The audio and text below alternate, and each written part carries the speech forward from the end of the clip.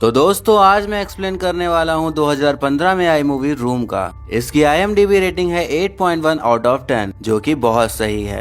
अगर आप हमारे चैनल पर नए हैं तो नीचे लाल कलर से लिखे सब्सक्राइब को दबाकर ग्रे कर दें। इससे आप हमारे चैनल से जुड़ जाएंगे और आगे आने वाली वीडियोस को देख पाएंगे। तो मूवी की शुरुआत होती है एक रूम से जहां पर एक बच्ची अपने माँ के साथ सो रही होती है। मैं आपको बता दूं कि ये बच्ची नहीं बच्चा है, बस इसके बाल बड़े हैं। तो बच्चे का नाम होता है जैक एंड मॉम का नाम होता है जॉय। जैक इस मूवी में नरेटर भी है। तो वो बताता है कि जब वो पैदा होने वाला था तब उसकी मॉम जोर जोर से रो रही थी और ज़ॉम्बी बन गई थी। फिर हेवन से एक रोशनी आई और मैं पैदा हो गया। फिर वो उठता है और रूम में रखी हर चीज को हेलो करता है और टेबल, प्लांट और बाकी चीजों को गुड मॉर्निंग विश करता है। उस रूम में हर चीज होती है जैसे कि किचन, बाथरूम, बेड, वॉशरूम और ऊपर एक खिड़की होती है जिससे कि सूरज की रोशनी आती है। उस रूम से आवाज बाहर नहीं जाती थी क्योंकि वो साउंड प्रूफ होता है।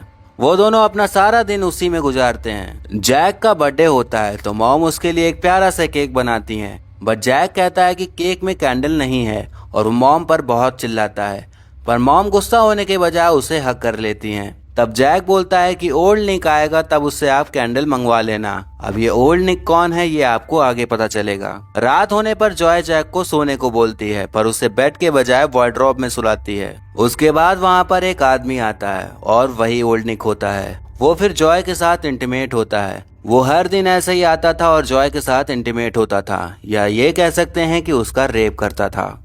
एक दिन जैक को छोटा सा चूहा दिखता है तो वो उसे पकड़ने जाती है पर जॉय उसे मार देती है। फिर उसे बताती है कि हम दोनों और इस रूम के अलावा कुछ भी रियल नहीं है, बाहर स्पेस है और खूब सारे एलियंस रहते हैं। जैक को बाहरी दुनिया के बारे में कुछ भी नहीं पता होता, वो बस टीवी में ही सब कुछ देखती थी, बट जॉय ने उसे बता रखा था कि टीवी में जो भी दिखता है वो सब फेक है। एक रात ओल्ड निक हमेशा की तरह फिर वही सब करने आता है तो जॉय वार्डरोब के बाहर आ जाता है और तब ओल्ड निक जॉय के साथ सो रहा होता है। जैक उसके पास जाता है और तभी ओल्ड निक उठ जाता है, जिससे देखकर जैक चिल्लाता है तो जॉय भी उठ जाती है और ओल्ड निक को उसके पास जाने से रोकती है, पर ओल्ड निक जॉय को गले से दबा देता है और दोबारा उसे टच ना करने को कहता है और इस चीज की सजा देने के लिए वो वहाँ का पावर कट कर देता है। अगले ही दिन जॉय जैक को सब बताने लग जाती है कि बाहर भी एक दुनिया है और जो भी तुम टीवी में देखते हो वो रियल में है। बाहर पेड़ है, घास है और वहाँ भी इंसान रहते हैं। पर जैक को कुछ भी यकीन नहीं होता क्योंकि बचपन में वो मॉम से ही सुनता आ रहा होता है कि बाहर कुछ भी नहीं है, बस रूम ही सब कुछ है।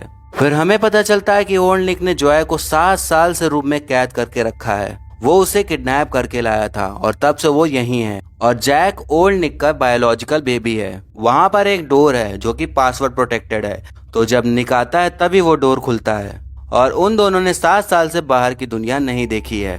फिर जॉय वहाँ से निकलने के लिए प्लान करती है। वो जैक को गर्म पानी से उसकी बॉडी को गर्म कर देती है ताकि जब ओल्ड निक आए तो उसे बुखार है समझकर उसे हॉस्पिटल ले जाए और वहाँ पर जैक हेल्प के लिए किसी को बोल दे। पर जब निक आता है तो वो दवाइयाँ लाने की बात करता है पर जैक को हॉस्पिटल नहीं ले जाता, तो ये प्लान फेल हो जाता है। अब वो एक और प्लान करती है जो कि थोड़ा सा रिस्की होता है। वो जैक से कहती है कि उसे मरा हुआ प्रिटेंड करना है ताकि जब निक आए तो वो उसकी बॉडी बाहर ले जाए कहीं दफनाने के लिए, और जब वो अपना ट्रक चला रहा हो तो उसके रुकते ही वो वहाँ से कूदकर हेल्प मांगे। तो जॉय उसे एक कारपेट पे रोल करके फिर उसमें से निकलने की जैक को प्रैक्टिस कराती है। जॉय का प्लान होता है कि अगर जैक कारपेट में फोल्ड रहेगा तो निक उसको डेड बॉडी समझेगा और उसको देखेगा नहीं। तो निक वहाँ पर आता है तो जॉय वहाँ पर रोने का नाटक शुरू कर देती है और उसको पेड़ों के पास दफनाने को कहती है।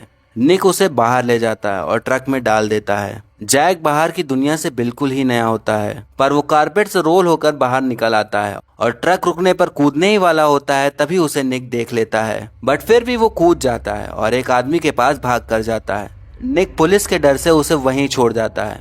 वो आदमी पुलिस बुला लेता है। फिर लेडी पुलिस जैक से पूछताछ करती है और धीरे धीरे सारी इन्फॉर्मेशन निकाल लेती है। उसके बाद जॉय को भी रूम से निकाल लिया जाता है और निक को भी अरेस्ट कर लिया जाता है। निक को 25 साल की सजा होती है। जैक और जॉय को हॉस्पिटल भेज दिया जाता है। वहाँ पे एक डॉक्टर आता है और जॉय को सजेस्ट करता है कि वो जैक को चाइल्ड केयर में भेज दे क्योंकि जॉय को वहाँ रहकर उसके दिमाग को भी काफी असर पड़ा था और वो डिप्रेशन में थी, पर जॉय डॉक्टर को साफ साफ मना कर देती है। फिर वहाँ पे जॉय के पेरेंट्स आते हैं। जॉय को पता चलता है कि अब उनके पेरेंट्स साथ नहीं रहते, उन दोनों का डिवोर्स हो चुका होता है। उसकी मॉम अब दूसरे आदमी लियो के साथ रहती हैं। जैक पहली बार बाहर की दुनिया देखने वाला था, तो उसे एक मास्क और गॉगल दिया जाता है ताकि डायरेक्टली किसी भी चीज के साथ कांटेक्ट में ना आए। वो दोनों का केस अब नेशनल न्यूज बन चुकी होती है, तो हर कोई अब उनसे बात करना चाहता था। अब वो दोनों अपने माँ के घर आ जाते हैं जहाँ पर जॉय रहा करती थी। वहाँ पर अब लियो भी रहता है। फिर डिनर के टाइम जॉय को रियलाइज होता है कि उसके पिता कुछ अजीब बिहेव कर रहे होते हैं,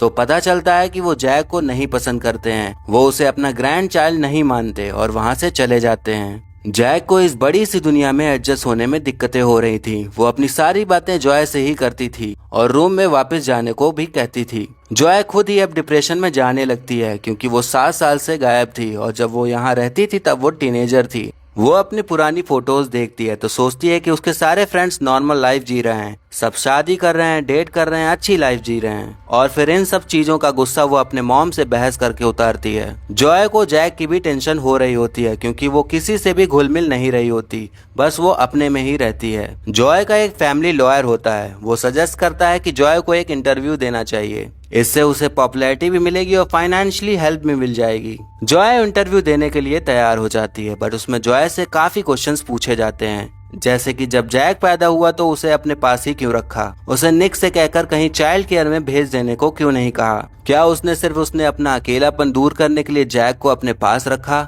अगर वो जैक को निक से कहकर कहीं भेज देती तो शायद वो आज नॉर्मल लाइफ जी रहा होता। ये सब सुनने के बाद जॉय को बहुत गिल्ट फील होता है और वो भी सोचने लगती है कि शायद उसने सच में अपने फायदे के लिए जैक को पास रखा। फिर वो डिप्रेशन में चली जाती है, जिसके चलते वो सुसाइड कर लेती है, पर जैक देख लेता है और जॉय को फिर हॉस्पिटल में एडमिट कराते हैं। जॉय अपनी मॉम को बहुत मिस कर रहा होता है, वो चाहता है कि वो उसके पास आ जाएं। वो ग्रैंड मॉम से कहकर अपने बाल कटवा लेता है और उन्हें जॉय के पास भिजवा देता है, क्योंकि उसे लगता था कि उसके लंबे बाल उसे हिम्मत देते हैं तो जॉय को भी जल्दी से ठीक होने की हिम्मत मिलेगी। फिर जैक धीरे धीरे माहौल में घुलने लगता है, वो सबसे बातें करना शुरू कर देता है, वो लियो के पेट डॉग सीमस से भी मिलता है और फिर अपने ही एज का वो फ्रेंड भी बनाता है। तब मॉम वापस आ जाती हैं और उसे सॉरी बोलती हैं और उसके साथ हमेशा रहने का प्रॉमिस करती हैं। जैक मॉम से कहता है कि उसे एक बार रूम पर जाना है, तो उसके कहने पर उसे ले जाती हैं। वहाँ पर जो भी सामान होता है वो पुलिस ले जा चुकी होती है। जैक को ऐसा लगता है कि रूम बहुत छोटा हो गया है और रूम अब रूम नहीं क्योंकि डोर खुला हुआ है, और वो वहाँ पर बची हुई चीजों को बाय बोलता है और वहाँ से चला जाता है और मूवी यहीं पर खत्म हो जाती है। तो हमें इस मूवी में किडनैपिंग के बाद की स्टोरी बताई गई है कि जब कोई किडनैप हुआ इंसान सालों बाद रेस्क्यू किया जाता है तो सोसाइटी और फैमिली मेंबर्स उसे कैसे ट्रीट करते हैं और उन्हें किस तरह से ट्रॉमा से गुजरना पड़ता है और अपने बुरे वक्त को भूलने में कितनी मुश्किल होती है। जब इंटरव्यू में जॉय से पूछा गया था कि उसने जैक को छोटे में ही निक को देकर चाइल्ड केयर में देने को क्यों नहीं कहा, मुझे तो ऐसा लगता है कि निक इतना अच्छा आदमी तो नहीं था कि वो ऐसा करता। अगर अच्छा होता तो वो कभी कैद करके ही नहीं रखता। ये मूवी एक नॉवेल पर बेस्ड होकर बनाई गई है जिसका सेम नेम है और वो नॉवेल फ्रिजल केस से इंस्पायर होकर लिखी गई है। फ्रिजल केस पर एक मूवी है जिसका नाम गर्ल इन द बेसमेंट है, जिसका एक्सप्लेनेशन मैंने कर रखा है, तो आप चाहें तो उसे देख सकते हैं, लिंक आपको डिस्क्रिप्शन में मिल जाएगा। अगर एक्टिंग की बात करें तो मॉम का रोल निभाया है ब्री लार्सन ने, जिनको आप कैप्टन मार्वल के नाम से भी जानते होंगे। उन्हें इस फिल्म के लिए बेस्ट एक्ट्रेस का ऑस्कर अवार्ड भी मिला था और जैक यानी जैकब ट्रेम्बले ने काफी बेहतरीन तरीके से अपने रोल को निभाया और उन्हें भी इस फिल्म के लिए काफी अवार्ड्स मिले।